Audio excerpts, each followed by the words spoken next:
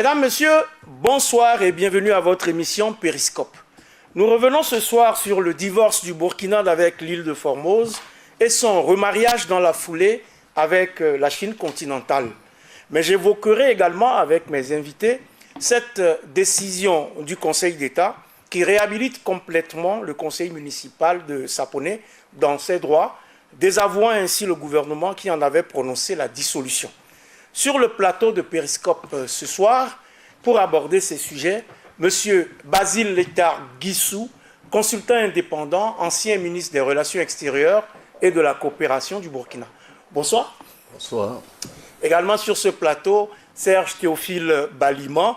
Il est professeur titulaire en sciences de l'information et de la communication. Bonsoir, M. Baliman. Bonsoir. Auteur de plusieurs ouvrages de référence. Vous êtes aussi, M. Baliman, lauréat en 2014 du prix de l'As de la Com des journées d'études en sciences et techniques de l'information et de la communication gestique. Précédemment, responsable du laboratoire de recherche en information et communication de l'Institut panafricain d'études de recherche sur les médias, l'information et la communication hypermique. Vous avez occupé tour à tour, par le passé, les fonctions de directeur de la télévision nationale, de ministre de l'information et de la culture, puis d'ambassadeur du Burkina en France. Bienvenue et merci d'honorer le plateau de Périscope. Je vous remercie. Mon deuxième invité est également bien connu du paysage politique et médiatique burkinabé et africain. Délégué général du Centre national de la recherche scientifique et technologique de 2002 à 2014, année où il est admis à la retraite, Basile Guissou a respectivement occupé entre 1983 et 1987 les fonctions de ministre de l'Environnement et du Tourisme, de ministre des Relations extérieures et de la coopération, puis de ministre de l'Information. Bienvenue, M. Guissou, et merci d'avoir accepté notre invitation. Merci à vous. Je ne sais pas si vous croyez aux signes, chers téléspectateurs, mais il y en a beaucoup dans l'émission que j'ai le privilège de vous présenter ce soir. Tenez, mes invités sont nés tous les deux la même année, en 1949, à seulement quelques semaines d'intervalle. En plus, Basile Letard Guissou et Serge Théophile Baliman sont tous les deux nés dans la charmante ville de Bobo-Dioulasso, la capitale économique du Burkina. Mais ce n'est pas tout. Ils ont tous les deux travaillé avec le défunt président Thomas Sankara et ils ont également occupé le même portefeuille ministériel de l'information à des périodes différentes. Rien que de belles coïncidences, non? Je ne sais plus qui a dit que le hasard n'existe pas. Mesdames, Messieurs, une fois de plus, bonsoir. Et bienvenue à ce rendez-vous du jeudi soir sur Burkina Info. Et vous savez quoi? C'est le 31e numéro de Périscope en ce 31 mai 2018. Un autre signe? Peut-être. En tout cas, nous y allons juste après ce petit tour à la régie.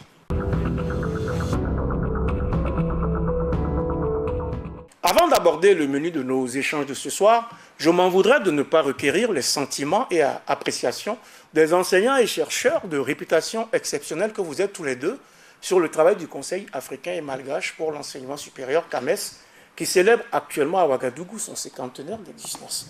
Basile Guissou. En tout cas, c'est avec plaisir que je peux me permettre d'apprécier le bébé du professeur Joseph Kizerbo, qu'est le CAMES, qui a aujourd'hui 50 ans, parce qu'on oublie souvent, jusqu'à la création du CAMES, tous les enseignants du niveau supérieur, le peu qu'il y en avait à l'époque, étaient obligés de se faire évaluer en France.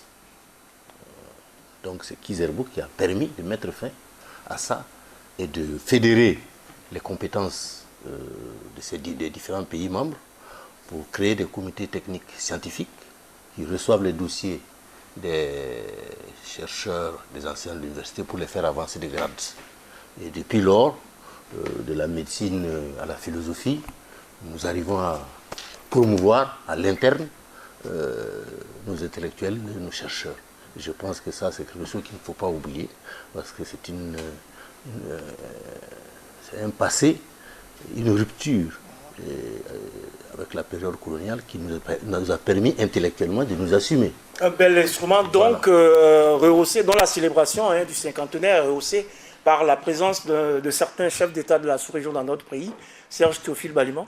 Oui, je crois qu'il faut se féliciter de la création de cette instance, chargée d'avancer, de faire avancer du moins les enseignants-chercheurs dans leur carrière scientifique et académique.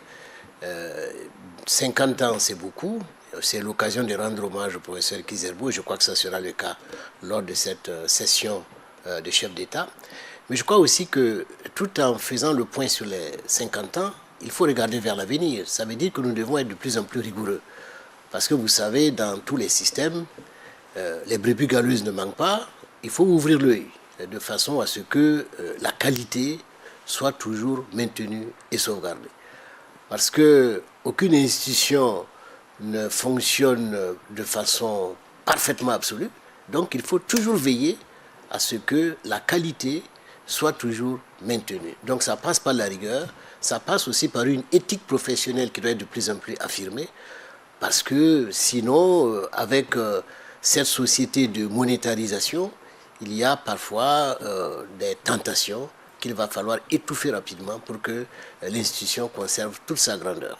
Le CAMES, donc on l'a dit, un bel outil qu'il faut préserver et qui a fait donc ses preuves après 50 ans. Il faut se projeter en avant. Autre sujet de l'actualité juste aujourd'hui, l'Assemblée nationale a donc aboli la peine de mort. Réaction, Basile Bissou. Je dois faire partie de cette petite minorité qui, depuis les années 90, avec la démocratisation, se sont engagés dans un processus de démarchage auprès des chefs d'État et des assemblées nationales de l'époque pour demander le vote d'une loi abolissant la peine de mort, étant entendu qu'on sait que dans l'opinion, si on fait un référendum, c'est clair que ce n'est pas évident qu'on ne se retrouve pas comme la France, avec un pourcentage élevé de partisans de la peine de mort. Mais pour le principe, je pense que le monde évolue, les esprits évoluent, il faut que nous aussi on soit à l'avant-garde et qu'on ne soit pas à la traîne. Donc je pense que ce n'est pas trop tard, c'est très bien. C'est pas trop tard. Dans l'hémicycle aujourd'hui, je crois qu'il y a eu 83 votants pour et 42 quand même qui ont voté contre Serge Théophile Baldé. C'est assez significatif, mais vous savez, moi je suis un humaniste. D'abord parce que je suis journaliste de formation et je suis de ceux qui pensent qu'on ne peut pas être journaliste et être favorable à la peine de mort. C'est incompatible. Parce qu'un journaliste doit, de façon résolue, en tout cas, lutter contre la peine de mort. Ça, absolument. Parce que la liberté doit aussi s'accompagner d'un minimum, on va dire, de tolérance à l'égard d'un certain nombre de choses. Vous savez, aucun individu n'est parfait. Le droit à l'erreur doit être reconnu à chaque individu. Mais jusqu'à lui exécuter la sentence vraiment fatale, irréductible et tout ça, je trouve que ce n'est pas du tout sérieux. Donc, pour moi, en tant que journaliste de formation, philosophiquement parlant également, je suis contre la peine de mort. Et je trouve que c'est une bonne chose que nous ayons franchi ce pas-là, parce que ça nous met dans le concert des nations raisonnables. Peine de mort expurgée donc désormais du code pénal burkinabé, une avancée.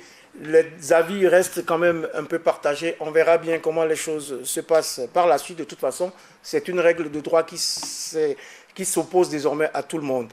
En tout cas, la nouvelle, elle est tombée le 24 mai dernier. La Chine de Taïwan, eh bien, c'est fini.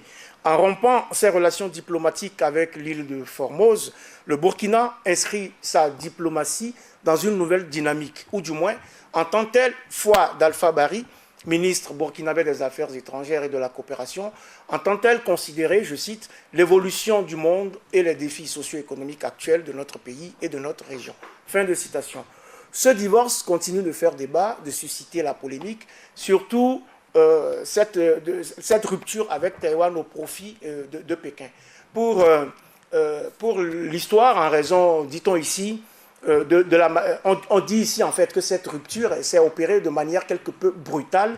Est-ce que vous pensez que c'est diplomatiquement correct ou pas, Basile Bissou? Écoutez, moi je suis un souverainiste. Un État, c'est un État. Et il décide pour lui-même, pour les intérêts de ses citoyens de son pays. Donc pour moi, la forme ne peut pas primer sur le fond. L'essentiel étant que vous l'avez... La forme ne prime pas sur le fond, mais est-ce que la forme importe peu? Vous l'avez bien dit. Non, c'est un diplomate qui a parlé. Je pense que le ministre des Affaires étrangères, ce n'est pas n'importe qui, c'est lui qui est habilité à faire ce type de déclaration partout dans le monde. Donc nous n'inventons pas la roue. La forme ne peut pas permettre d'effacer le fond qui est, que vous avez dit bien, c'est un remariage avec Pékin. Moi, je sais que j'ai fait la visite officielle avec le président Thomas Sankara à Pékin. Et nous avons visité ce qu'ils appelaient à l'époque les enclaves capitalistes, dans les années 85-86. Donc, pour moi, c'était un juste retour des choses. Et tôt ou tard, le Burkina était obligé de faire de la réelle politique, comme on le dit, d'avoir les pieds sur le sol. Sur le sol. À l'heure actuelle, il y a quelques jours, vous avez suivi à Pékin, il y a eu une assemblée générale de la banque des BRICS. Oui. Vous savez que c'est une banque qui est pratiquement qui va à l'encontre de la Banque mondiale et du Fonds monétaire pour permettre aux pays en développement de bénéficier de conditions spéciales pour accéder aux prêts. Oui. Ça s'est passé à Pékin. Nous, on n'était pas là. Donc je pense que c'est des signes qui ne trompent pas. Le monde a changé. Nous devons accepter de changer avec le monde. Maintenant, bon, tout le monde sait que Taïwan ne fait pas dans les infrastructures. Hein. C'est les manettes. Voilà. Coopération tournée beaucoup plus vers les populations. C'est finalement avec Taïwan. Le Burkina se tourne maintenant vers Pékin après l'avoir quitté il y a 24 ans. En dehors de ce que vient de dire donc M. Guissou, quelles sont les raisons profondes qui militent aujourd'hui vers ces nouvelles noces entre Ouaga et Pékin? Alors moi je trouve que c'est le bon sens d'abord, parce que vous savez, lorsqu'on regarde la géopolitique mondiale, on se rend compte que Taïwan est totalement en perte de vitesse, qui était soutenu, et qui est soutenu toujours, c'est vrai, par les États-Unis, à bout de bras, mais en réalité, les États-Unis eux-mêmes ont évolué dans leur politique. Vous savez, pendant longtemps, les États-Unis ont évolué en politique étrangère vers l'Atlantique. Mais aujourd'hui, depuis Obama d'ailleurs, les États-Unis sont en train d'évoluer vers le Pacifique. Parce que le centre du monde s'est déplacé en train d'aller vers l'Asie-Pacifique. Donc ceux qui ne seront pas dans l'Asie-Pacifique, demain, n'existeront pas. Et je crois que en décidant d'aller vers Pékin, à mon avis, c'est le bon sens. C'est la bonne direction. Parce que demain, la Chine, qu'on le veuille ou non, sera en réalité la première puissance mondiale. Et aujourd'hui d'ailleurs... Si elle ne l'est pas déjà... Elle l'est plus ou moins, mais elle ne veut même pas qu'on le dise, parce que les Chinois voient loin. Ce sont des gens qui ont des perspectives sur plusieurs années, c'est-à-dire sur quasiment un demi-siècle, dans leur vision. Donc, ils y vont dans leur leadership mondial, lentement mais sûrement. Et je crois c'est le bon temps maintenant d'aller vers vraiment la Chine populaire. N'oubliez pas aussi que cette Asie-Pacifique va être le centre de gravité du monde. Parce que la Russie, qui a aussi un pied dans l'Europe et une grande partie de son pays en Asie, est en train de basculer vers l'Euro-Asie. Et ils sont en train de mettre en place un système économique qui va contrebalancer dangereusement les États-Unis. Et vous savez que les États-Unis doivent beaucoup à la Chine populaire en termes de finances, de crédit. Si les Chinois retiraient aujourd'hui tout ce que les États-Unis leur doivent en termes financiers, je pense qu'on parlerait de moins en moins des États-Unis d'Amérique. Oui, alors Basile Guizou l'a indiqué tout à l'heure, Taïwan n'investit pas dans les infrastructures. Le défi, c'est donc aussi la mise en œuvre de certains projets régionaux, comme la boucle ferroviaire, l'autoroute Abidjan-Ouaga, etc., dans lesquels les Chinois sont partie prenante. Ça tombe sous le sens, c'est le bon sens. Comme il l'a dit le professeur Baliban tout de suite, c'est le bon sens. Il faut marcher dans le sens de l'histoire. Autrement, si vous ratez le courant principal de l'histoire, vous allez à contre-courant, vous allez être mangé, vous allez disparaître. C'est ça. Et je pense qu'aujourd'hui, rien ne peut permettre de dire que dans le semblant d'affrontement, je dis bien un semblant d'affrontement Pékin-Taïwan, Taïwan ne va pas disparaître. Rien ne dit ça. D'une façon ou d'une autre. Parce que moi, je reste convaincu que ces deux Chines-là n'ont jamais véritablement, définitivement rompu les ponts. Quoi qu'on dise. Vous parlez d'affrontement, c'est vrai que ces derniers temps, il y a un certain nombre de discours Je crois que la politique américaine dans la zone, que ce soit avec la Corée ou avec les deux Corées ou les deux Chines est en train d'être complètement dépassée. Eux-mêmes, ils s'en rendent compte. Et je crois que les rencontres repoussées ou programmées, là, ça veut dire que quelque chose bouge. Voilà. Donc les lignes sont en train de se déplacer. Et comme il l'a dit le professeur Balima tout à l'heure, c'est inévitable. Le centre du monde a été en Grande-Bretagne avant la guerre, 39-45. En 1945, ça s'est déplacé à Washington, Banque mondiale, Fonds monétaire et création de l'ONU. Aujourd'hui, que vous voulez ou pas, c'est entre nous, Delhi et Pékin, que les choses vont se décider. En tout cas, le président chinois Xi Jinping a averti d'ailleurs récemment que son pays n'accepterait jamais l'abandon d'un seul pouce de son territoire. Et dans un message qu'il a délivré aux députés chinois, c'était à la mi-avril, l'homme fort de Pékin a notamment indiqué que, je le cite, « Les actes et les manœuvres visant à séparer le pays sont voués à l'échec. Ils seront condamnés par le peuple et punis par l'histoire. » Fin de citation. Est-ce que, professeur Balima, Pékin n'est-il pas simplement en train de pousser Taïwan dans ces derniers retranchements pour mettre fin à ce que certaines personnes qualifient de trêve? Bon, je vous dirais que, vous savez, ça c'est un pion de la géopolitique. C'est-à-dire que la Chine utilise Taïwan pour tester la ténacité des États-Unis. Vous savez que le président Trump, contrairement à ce qu'on peut penser, il fait l'affaire des gens comme les Chinois et comme les Russes. Et je crois qu'eux-mêmes ont souhaité qu'un président de cette nature, avec son tempérament exubérant, puisse diriger les États-Unis, parce que d'ici la fin de son mandat, s'il y arrive, il va créer une situation mondiale difficile à gérer. Et ça, il va tomber dans le piège, sans s'en rendre compte, des Asiatiques et des Russes. Et assurément, lorsque le président chinois menace de ne pas céder un seul pouce de son territoire, c'est une façon de tester la ténacité des États-Unis, qui aujourd'hui se trouve de plus en plus isolée sur le plan mondial. Parce que l'Europe aujourd'hui est en train de se désolidariser avec les États-Unis. Vous comprenez que, en principe, vous avez des États comme l'Allemagne, la Grande-Bretagne sont des pays, et puis le Japon sont des pays qui n'avaient pas de politique étrangère autonome. Leur politique étrangère était alignée systématiquement sur les États-Unis d'Amérique. Mais aujourd'hui, ce n'est plus le cas. Vous entendez Angela Merkel qui dit carrément qu'elle n'est pas d'accord avec les décisions sur l'acier. La France n'est pas d'accord. Et la Grande-Bretagne, qui est considérée comme, on va dire, la fille des États-Unis ou la mère des États-Unis, ça dépend comment on voit les choses, mais en tout cas, dit ne pas être d'accord avec les États-Unis. Donc ce divorce-là va isoler davantage les États-Unis. Donc de façon inconsciente ou consciente, je n'en sais rien, Trump est en train de pratiquer un isolationnisme qui est tout à fait dépassé. Et les États-Unis en payeront les frais si ça continue comme ça. Si ça continue comme ça, en tout cas, à vous entendre, il n'y a que des atouts et des avantages dans ce remariage. N'y a-t-il donc rien à redouter? Parce que de toute façon, comme on le dit généralement, les États n'ont que des intérêts, ce n'est pas du sentiment. Donc c'est une... Tant que ce n'est pas la première fois, on a dit que c'est un remariage. Oui, c'est un nouveau départ qui... mais face à face, le Burkina, que je ne traite pas de petit du tout, contrairement à ce que certains pensent, il n'y a pas de petit pays aujourd'hui. C'est vous vous faites petit, vous devenez petit. Si vous vous faites grand, vous devenez grand. Le Burkina Faso avait du poids pour Taïwan. Et donc, en partant... Nous gardons notre poids. Nous n'avons pas changé. On n'a pas maigri, on n'a pas grossi plus par rapport à il y a 3 semaines ou 4 semaines. C'est le même Burkina.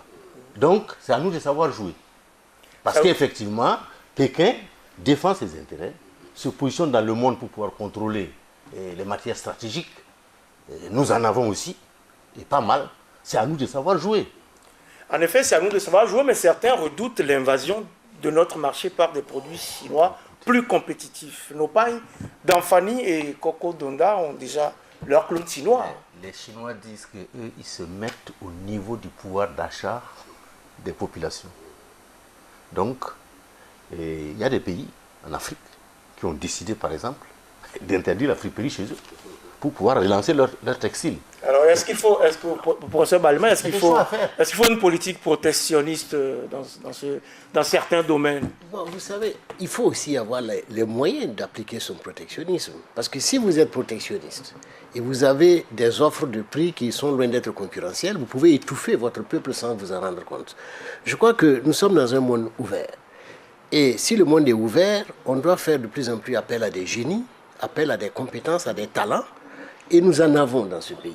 Vous savez, je suis d'accord avec mon ami Basile Guissou, qui a toujours fait la promotion des ressources nationales. Moi, je pense absolument que ce pays a beaucoup de ressources. Mais nous sommes souvent victimes d'une certaine humilité qui frise à la limite la non-existence. Et c'est ça qui fait aujourd'hui que nous avons l'impression que, bon, en fait, on n'avance pas, mais nous sommes en train d'avancer. Sur bien des points, le Burkina Faso est un pays modèle. Et ça, on ne le dit pas assez. Et je crois que nous péchons par excès d'humilité. Alors, pour revenir à cette histoire de la Chine avec la Chine de Pékin, c'est vrai que ils ne sont pas des enfants de cœur. Ils ne viennent pas pour nous embrasser d'amour, d'affection indéfectible. Oui. Ben, il y a des intérêts qui vont se jouer. Mais il faut que nous sachions, comme l'a dit Basile Guissou, savoir négocier. Parce qu'il faut que le pouvoir actuel essaie de voir qu'est-ce que nous voulons. Parce que la Chine est un pays, on va dire, de construction et d'infrastructure. Il faut que nous demandions des choses qui nous mettent dans la durée. De grandes œuvres, par exemple, pour pouvoir nous en sortir. Il ne faut pas qu'on négocie de petites choses par-ci, par-là. Il faut qu'on voit grand. Et moi, je pense que on a parlé de la santé, un grand hôpital à Bobo, c'est bien.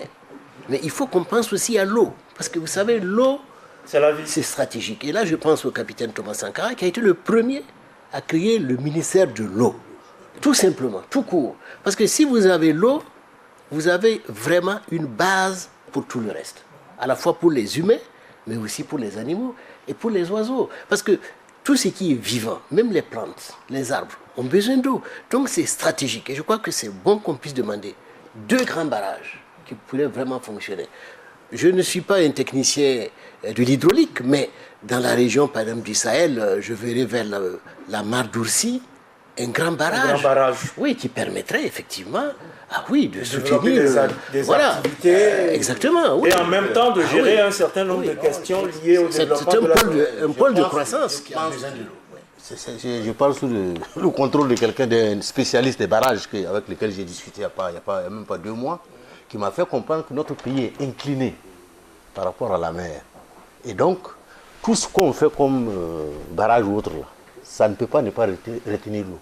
Il y a pratiquement 1 mètre de dénivellement. Donc c'est un pays qui est fait pour retenir au maximum son eau. Donc il faudrait investir davantage dans... Je poursuis dans son sens pour dire qu'un fleuve comme le Moun ne nous sert à rien tant qu'on ne l'aménage pas. On peut naviguer sur le fleuve. Mais qu'est-ce qui fait qu'on ne fait pas ces choses? Parce qu'on aménage, c'est ça ce qu'on appelle, ce qu'il dit là, les grands ouvrages qui restent. La Seine, la Seine à Paris, il y a 2 siècles, peut-être, n'était pas ce qu'elle est aujourd'hui. Mais aujourd'hui, que le sable, le charbon, etc., se transportent sur la Seine. Il y a des bateaux, il y a des taxis.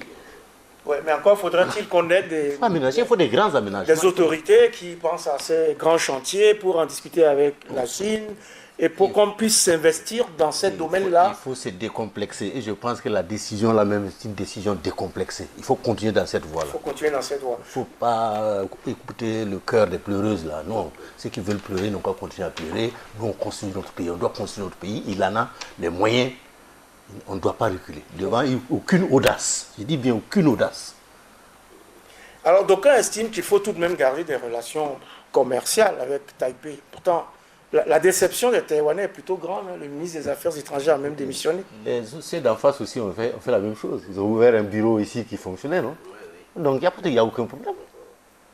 Alors, avec le Burkina, je l'ai souligné tout à l'heure, l'ancienne Formose a perdu son dernier allié de poids sur le continent. Il ne reste plus que le Swaziland pour continuer l'aventure. Mais jusqu'à quand, professeur Balima?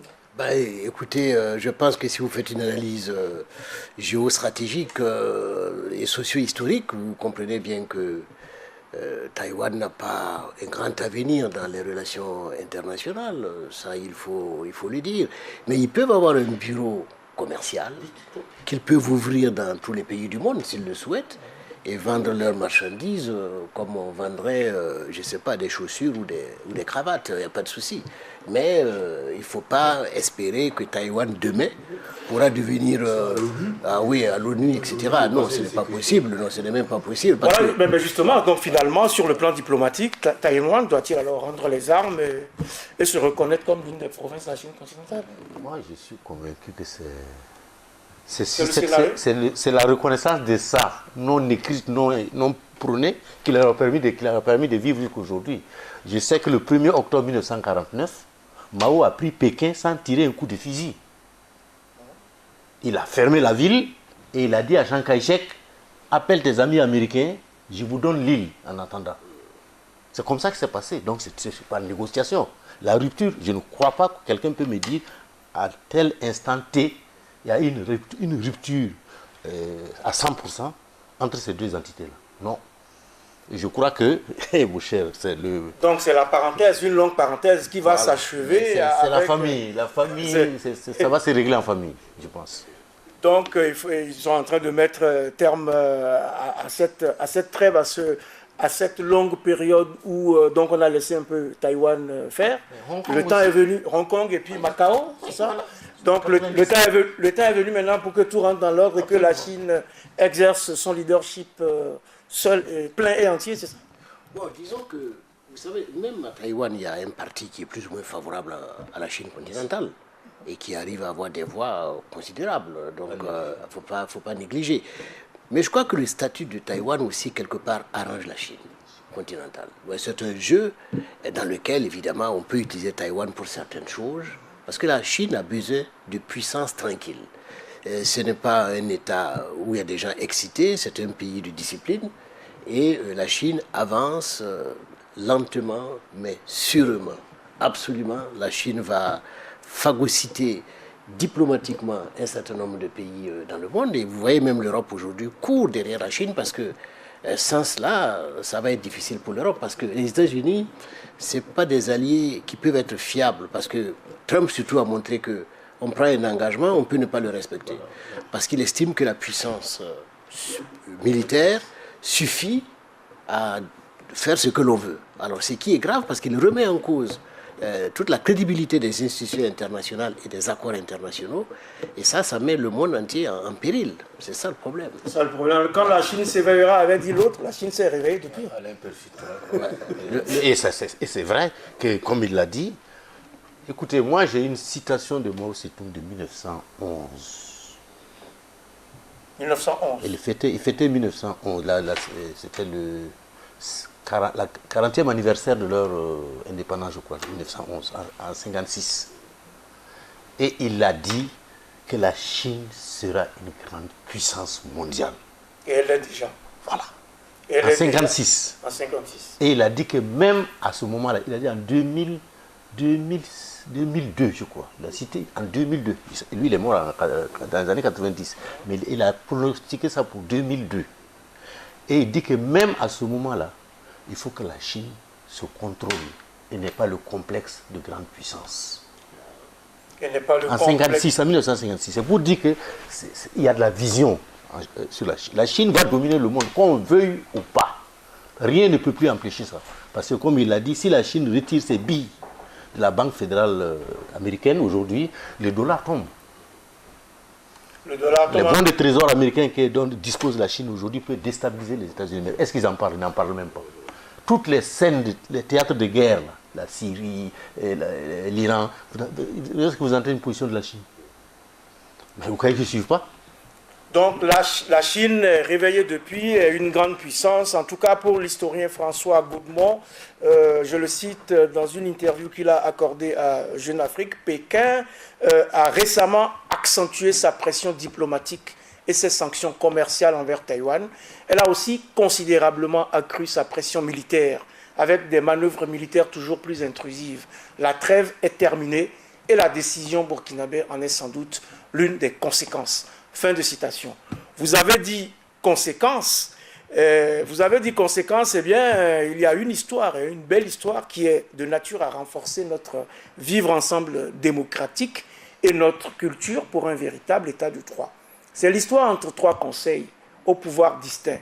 Un conflit, disons, administratif et politique qui se termine par une décision qui doit désormais s'imposer à tous. Ainsi, le Conseil d'État a tranché le litige porté devant lui par le Conseil municipal de Saponey en rétoquant la décision du Conseil des ministres portant dissolution de ce Conseil municipal. La boucle est bouclée, mais on s'y perd un peu avec tous ces conseils, non? Voici un petit éclairage d'Yvette Nadège Mossé de la rédaction de Burkina Info sur cette histoire de Saponey et des trois conseils. Des coups de fil de part et d'autre, des poignées de main bien chaleureuses, des félicitations. C'est une joie sans précédent chez les membres du conseil municipal de Saponey. Le décret portant sa dissolution est officiellement déclaré nul par le Conseil d'État, saisi pour la circonstance. Effectivement, nous venons de sortir donc de la salle d'audience du Conseil d'État. Aujourd'hui, c'était prévu que justement ce conseil-là vide le dossier au fond qui annule donc, qui dissout donc le conseil municipal de Saponey par le décret qui a été pris en conseil des ministres le 14 décembre. Donc le Conseil d'État vient donc d'annuler purement et simplement donc ce décret. Ça veut dire que le Conseil municipal doit donc retourner et puis donc se mettre au travail pour le bonheur donc de la population de Saponey. Ça veut dire que le Conseil municipal de Saponey est rétabli dans ses fonctions jusqu'à ce que, en tout cas, le mandat en cours finisse. C'est ce que ça veut dire. Maintenant qu'il est légalement rétabli dans ses droits, le temps presse pour Abdoulaye Compaoré et son équipe. À défaut de rattraper le retard, il ambitionne de se mettre au travail vite et bien. Si nous avons intenté le procès contre l'État, c'est parce que nous croyons donc au fait que nous avons été grugés dans cette affaire. Donc aujourd'hui que ce décret a été annulé, bien sûr, nous sommes dans une certaine joie. C'est vrai qu'il y a un retard qu'on a accusé, qu'on ne peut pas rattraper, mais nous allons faire de notre mieux, donc, autant que faire se peut, donc pour en tout cas raccourcir ce retard-là. Et puis bon, de façon globale, on va se mettre au travail donc, pour essayer de voir ce qu'on peut faire, quoi. Aussi, invite-t-il les populations de Saponey à la retenue et à une synergie d'action pour le bien de tous. Dès lors, une rencontre est annoncée pour samedi afin de dessiner des perspectives pour la commune. Située à une trentaine de kilomètres au sud de la capitale burkinabé, Saponey est une commune rurale dont le conseil compte 80 membres, respectivement du CDP, de l'UPC et du MPP.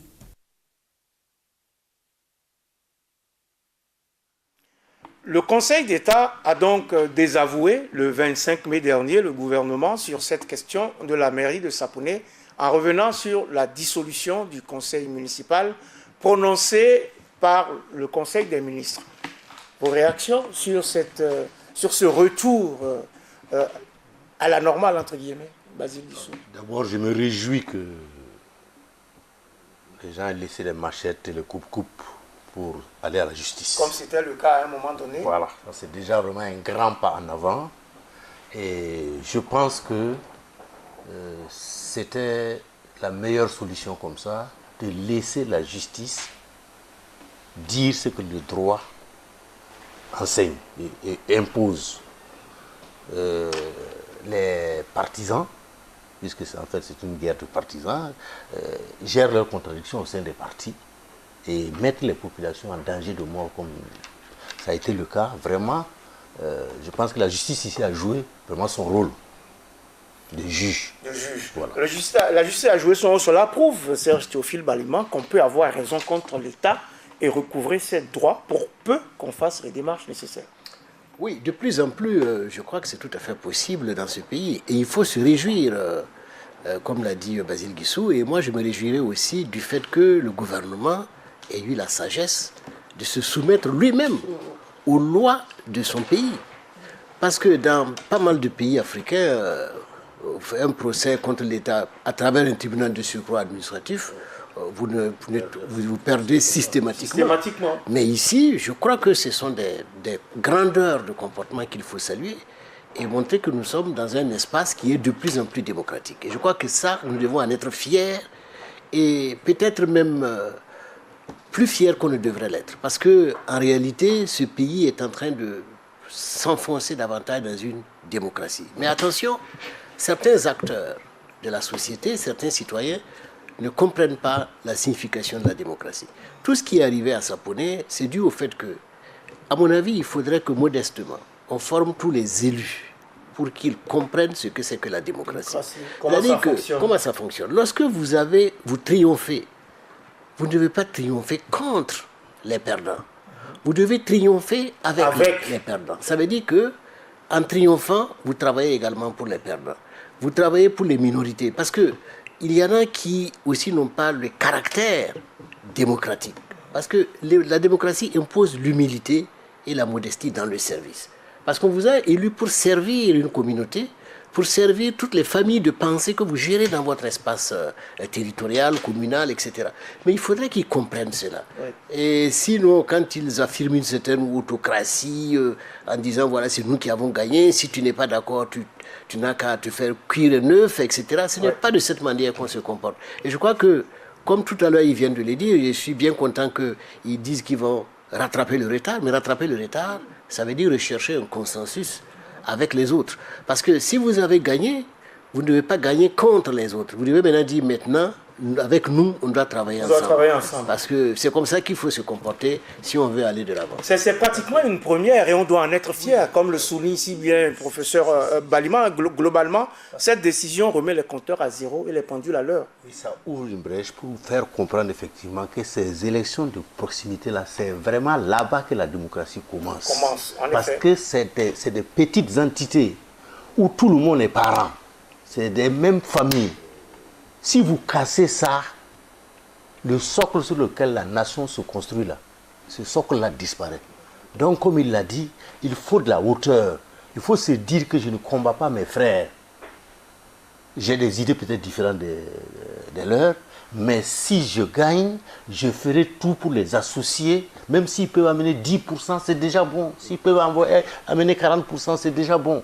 Et pour que la commune soit construite par l'ensemble de ses fils, de ses filles et de son potentiel. Oui, alors il faut la déchirure là, il faut coûte que coûte éviter ça, surtout au niveau communal. C'est vraiment la gestion à la base de la démocratie. Le professeur Balima a souligné quelque chose d'essentiel, c'est-à-dire l'éducation des élus, l'éducation des différents publics qui doivent intervenir dans la gestion de la chose publique. Il faut se le rappeler, il aura fallu des mois de violence sanctionnés par l'incendie de cette mairie dans la nuit du 7 au 8 décembre. Mais même après la décision du Conseil d'État, certaines personnes ne semblent pas juger de la réelle portée de cette décision. Comment discipliner ceux qui s'agitent encore à travers des mouvements apparemment marginaux contre cette décision du Conseil d'État? Moi, je suis un sociologue qui n'a travaillé toute sa vie que sur l'État. Et l'État, pour moi, comme le dit célèbre sociologue, que l'État, c'est le monopole de la violence légale et légitime. Et je crois que c'est dans des situations comme ça que l'État doit se manifester dans toute sa puissance. L'État s'impose à tout le monde. C'est un monstre froid. En tant qu'individu, si tu t'opposes à l'État, il t'écrase. Donc l'État doit monter au créneau pour siffler la fin de la récréation. À travers la justice d'abord. Parce que si, par exemple, des gens mettent le feu à tort et à travers, si on les prend, ils doivent subir les foudres de la justice. Parce que la fermeté est indispensable. Et j'ai l'impression qu'il y a certains de nos concitoyens aujourd'hui qui pensent que désormais, on a affaire à un État faible. Donc, on va revendiquer excessivement, on va paralyser le système parce que c'est nous. Mais le pays ne se réduit pas à quelques citoyens, si valeureux soient-ils, si savants soient-ils, si puissants soient-ils, ils ne peuvent pas être au-dessus de tous les citoyens burkinabés. Et il faudrait qu'ils se disent que chaque fois, il y a des limites qu'il faut observer. Au-delà de cette limite-là, je pense que l'État doit affirmer sa puissance. Comme il l'a dit, l'État, c'est le pouvoir de contrainte.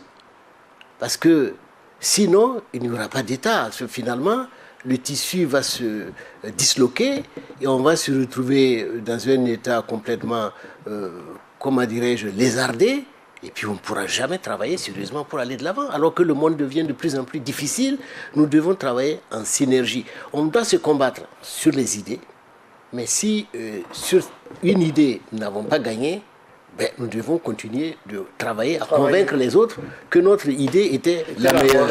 Mais ce n'est pas en recourant à des sabotages, à des paralysies. C'est un petit esprit qu'il faut complètement extirper de ce pays. En tout cas, Saponé reste donc une jurisprudence maintenant sur ce terrain-là. Il faut le souligner, le Conseil d'État est la plus haute juridiction de notre pays en matière administrative. Son rôle est essentiel dans l'état de droit puisqu'il juge entre autres, et je cite, de l'excès de pouvoir, de la régularité, de la légalité de l'action administrative. Fin de citation. Alors, au-delà de Saponé, globalement, comment jugez-vous la gestion de nos municipalités par le pouvoir, Basilus?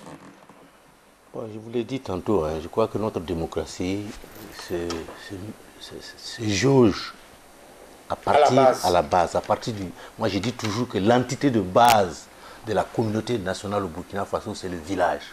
Tous les Burkinabés se réclament de leur village. Même ceux qui sont nés en ville estiment que la ville, c'est leur village. Ouagadougou, c'est la fameuse citation, je suis né ici, j'ai grandi ici, c'est chez moi. Bon. Donc, il faut que nous soyons très regardants par rapport à ça, parce que si ça se déchire là-bas, le sommet, ça ne peut pas tenir. Le sommet ne peut pas tenir. Et donc, la gestion des municipalités, c'est important. C'est très délicat. Et comme il l'a dit, même s'il faut faire des sessions et des sessions spéciales de formation des élus à ce niveau-là, pour éviter les dérives, il faut le faire. Il faut faire ça aussi pour que les enjeux ne tuent pas finalement les initiatives. Serge Théophile Baliba. Absolument, parce que vous savez, dans nos municipalités, il y a de mon point de vue une confusion des rôles. Beaucoup d'habitants, de citoyens pensent qu'une fois qu'ils ont voté pour leur candidat qui a gagné, ils pensent qu'on est dans une sorte de patrimonialisation du pouvoir. Donc pour eux, on doit distribuer les parcelles à eux d'abord. Alors on doit, la voie qui doit être bitumée doit passer par leur porte d'abord, parce que c'est eux qui ont voté pour le candidat. Non, ce n'est pas cette conception qui doit prévaloir. Parce qu'on vote pour un candidat à cause de son programme. On l'aide à exécuter le programme de la meilleure façon possible. Autre problème, c'est que les gens pensent encore qu'ils sont dans une conception traditionnelle du pouvoir. On n'est pas dans une société villageoise où le chef, il doit régner à sa manière, mais avec un collège de sages. Ce n'est pas la même chose. Nous sommes dans un État qui se veut modernisant. En se voulant modernisant, il faut que les gens acceptent aussi une conversion des mentalités pour aller vers un État modernisant qui soit durable et qui soit fiable.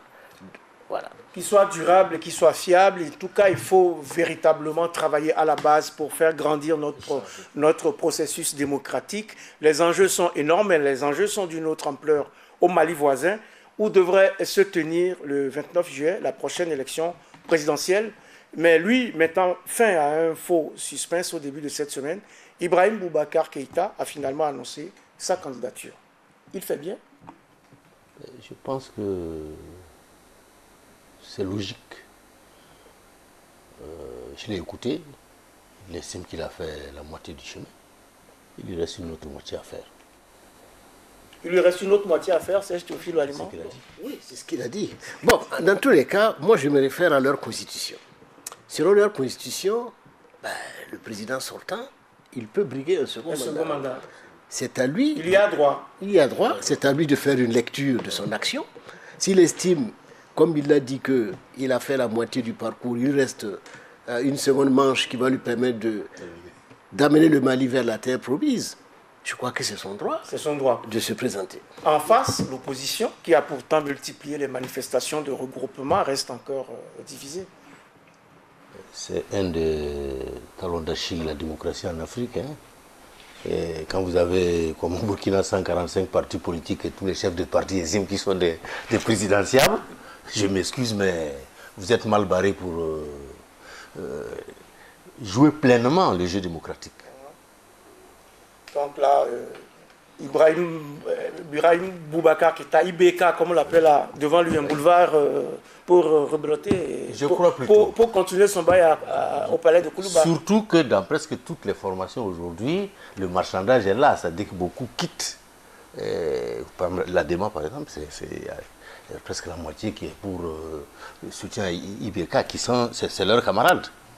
Il a commencé d'abord là-bas, il a été Premier ministre, voilà, ADEMA. Donc ce sont ses camarades.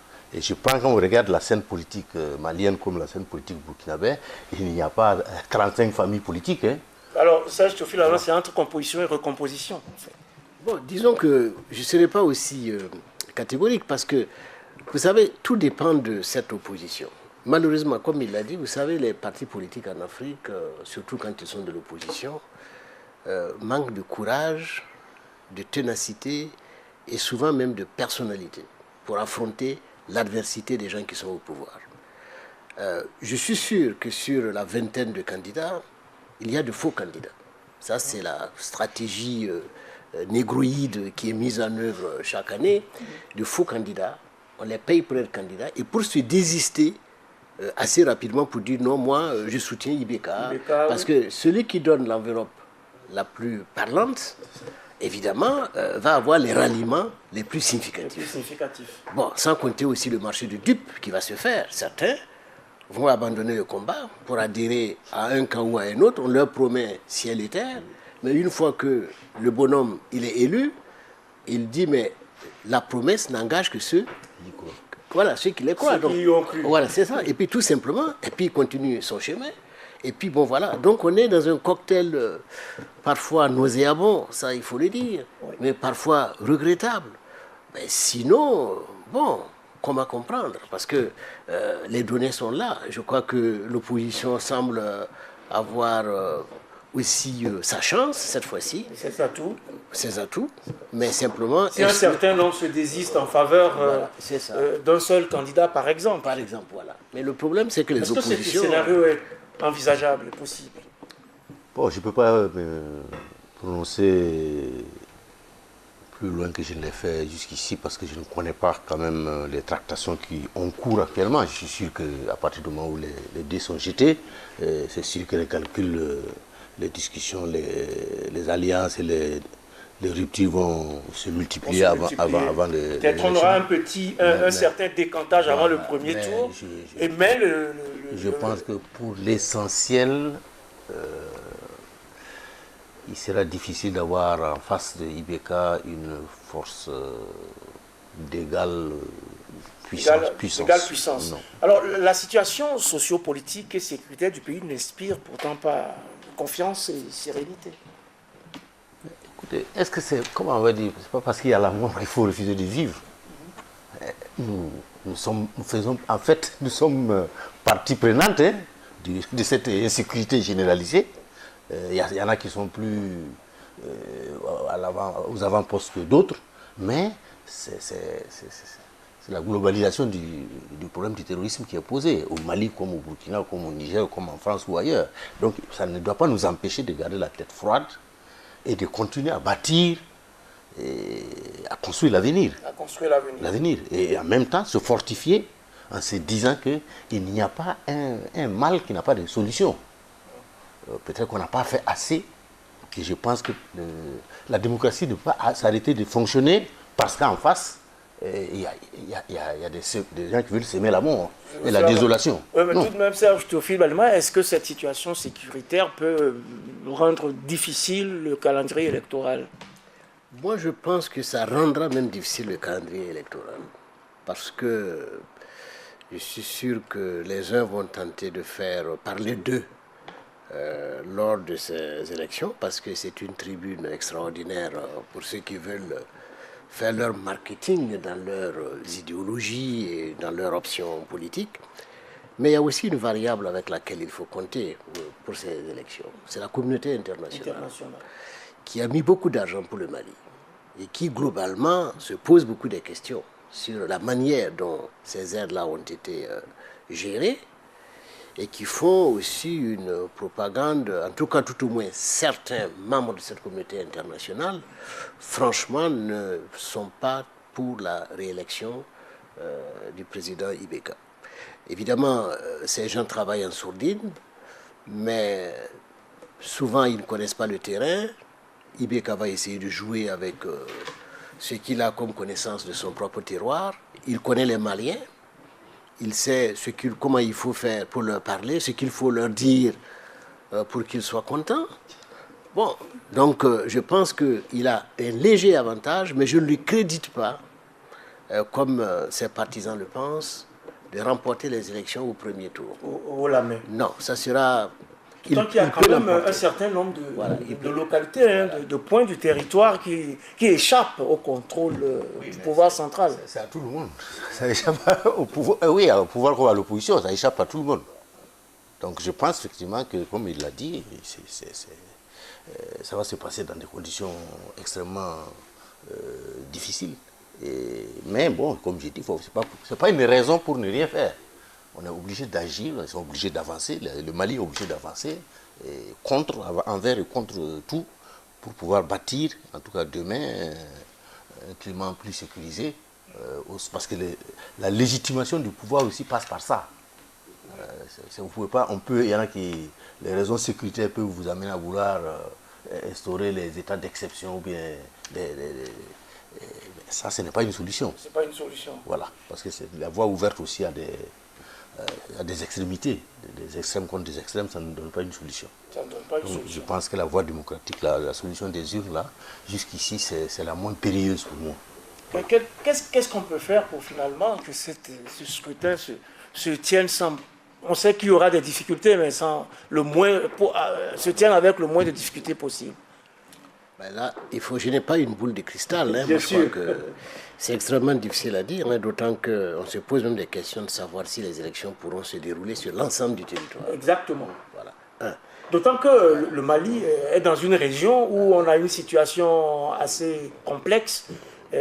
Comment faire pour garantir aussi la sécurité dans la zone? La question est déjà pratiquement tranchée. Il y a des zones qui sont complètement hors contrôle. L'État n'existe pas là-bas. Lorsque vous faites des élections sous contrôle militaire, c'est un autre problème aussi pour la démocratie. C'est un autre type d'élection. Parce que sur le plan psychologique, il y a un problème qui va se poser. Donc il y a beaucoup de paramètres qui en même temps sont des inconnus, qui font penser que les élections du 29 juillet, théoriquement c'est possible, mais on le souhaite que ça se passe très bien. C'est un pays frère que nous aimons bien. Vous savez, le Mali, le Burkina, c'est la même chose. Et ils sont très accueillants, comme nous d'ailleurs. On a les mêmes caractères, etc. Donc nous souhaitons vraiment que les choses se passent au mieux pour que le vivre ensemble dont vous avez parlé puisse être vraiment une réalité dans la sous-région. Mais nous sommes en période de jeûne pour les musulmans. On va espérer que leurs prières vont accompagner ces élections et que, ma foi... Et qu'on s'en sorte, c'est dans moins de 2 mois. Oui, mais exactement. Nous sommes le 31, donc il reste 2 mois, pile. Mais je suis de ceux qui sont des optimistes pour le continent. L'Afrique a toujours su rebondir parce que je dis que quand vous regardez par derrière, je ne crois pas qu'il existe sur cette terre-là un continent qui a subi la moitié de ce que le continent africain a subi, mais qui reste toujours debout. Et puisque vous êtes optimiste, l'Union africaine vient de passer le cap de son 55e anniversaire. Il y a 5 années, vous avez estimé qu'il fallait travailler dans l'unité, dans l'union. Aujourd'hui, c'est encore plus vrai que jamais. Oui, parce que je pense qu'il faut remonter même à la création de l'OIA. C'était une victoire. On ne dit pas assez. Il n'y avait pas la moitié des pays africains. Il y avait 32 pays. Il y avait l'indépendance à l'époque. Il y avait seulement 32 pays. Oui, aujourd'hui, il n'y a pas de colonie classique sur le continent africain.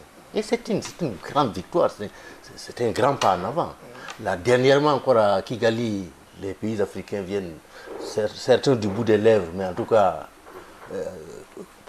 se sont engagés à créer un marché commun pour pouvoir échanger plus entre eux que entre les pays africains et les entités extérieures. Et les autres continents. Donc là, on comprend que le monde fonctionne par bloc aujourd'hui. Et l'Afrique, c'est le dernier bloc encore informel. On dit la dernière frontière, Serge Théophile Baliman, ce sera pour le mot de la fin. L'Afrique est désormais la nouvelle frontière, dit-on bien la dernière frontière. Oui. L'humanité se sauve C'est ça. ou coule. Oui, c'est vrai. C'est vrai, je crois que c'est vraiment la dernière frontière, mais il faudrait que les jeunes vraiment se saisissent de cet idéal.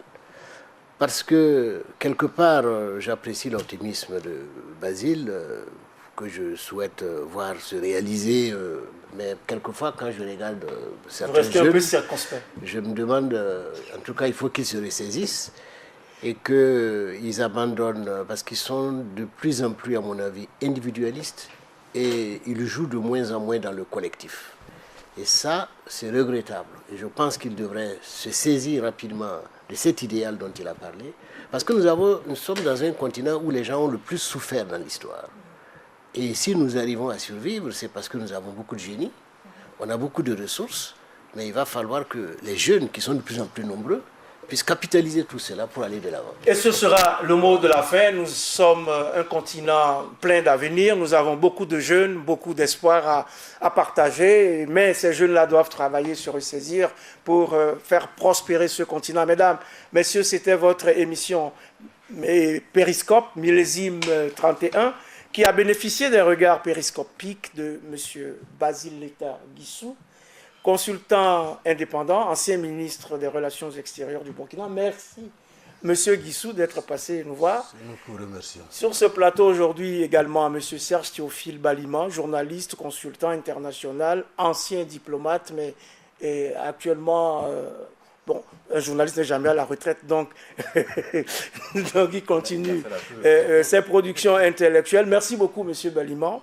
Merci à Carole, qui nous regarde fidèlement depuis Parakou, au nord du Bénin, ainsi qu'à vous tous, de plus en plus nombreux, qui nous gratifiez par vos témoignages et vos observations, de votre constante sollicitude et de votre fidélité. En votre nom à tous, je remercie toute l'équipe technique et de production de Burkina Info, qui m'accompagne chaque semaine pour la présentation de cette émission, menée aujourd'hui par Inès Sorgo à la réalisation. Mon exhortation reste la même. Prenons soin les uns des autres. Et oui, prenons également date pour le prochain numéro de Périscope, même jour, même heure, sur la chaîne qui vous donne les clés du monde.